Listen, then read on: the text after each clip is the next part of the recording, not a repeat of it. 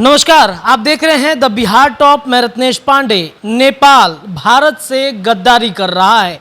जी हां, भारत हमेशा नेपाल की मदद करते आया है, लेकिन नेपाल ने गद्दारी करनी शुरू कर दी है। वो कैसे?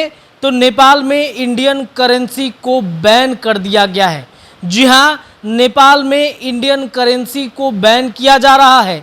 100 रुपये से अधिक अगर आप रुपए ले जाते हैं तो उसे गैर कानूनी बताया जा रहा है। साथ ही साथ 25,000 से ज़्यादा रुपए अगर आपके पास हैं, अगर आप चाहते हैं कि नेपाल में हम उसे एक्सचेंज करा लें, तो इंडियन करेंसी को पूरी तरीके से बैन कर रहा है।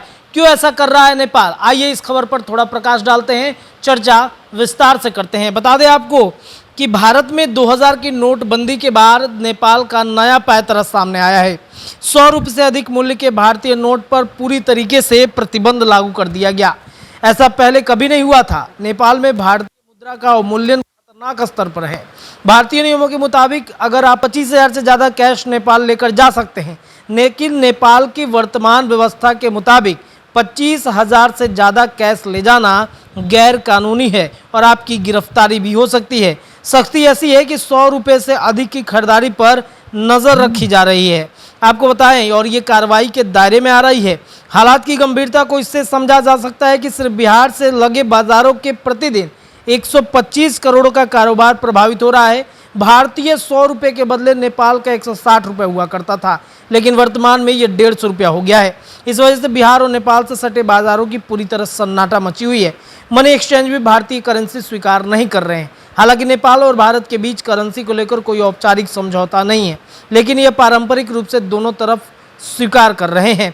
आर्थिक प्रतिबंध ऐसा है कि 100 रुपये से अधिक के सामान लेने पर भंसार यानी टैक्स का प्रावधान है। नेपाल के बाजारों में खुलेआम बट्टा काटकर भारतीय नोट लिए जा रहे हैं। करेंसी के लेकर दोनों देशों के बीच अहूपाहो की वजह से बाजार चौपट हो चुका है। नेपाल राष्ट्र बैंक के अधिकारी भी यह मानते हैं कि नेपाल में भारतीय मुद्रा का अवमूल्यन हो रहा है। यह पूछने पर कि अचानक क्या हुआ, कोई स्पष्ट जवाब नहीं दे पा रहे हैं।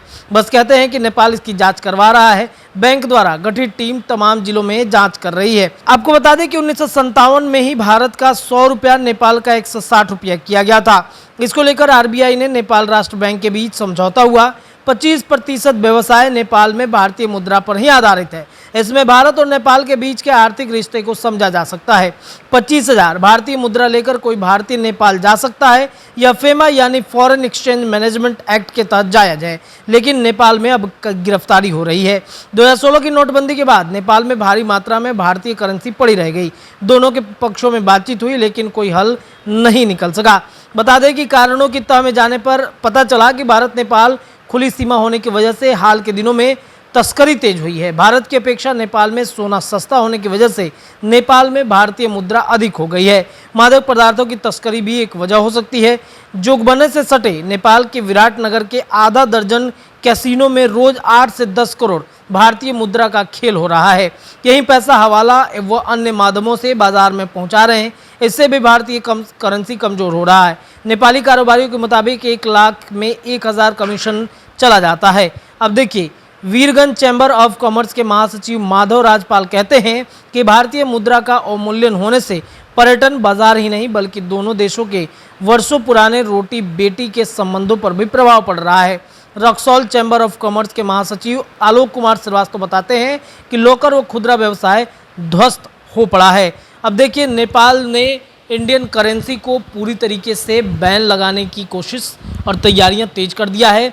भारतीय नियमानुसार 25,000 तक कैश आप नेपाल में ले जा सकते हैं, लेकिन नेपाल इस पर कड़ी नज़र रख रहा है।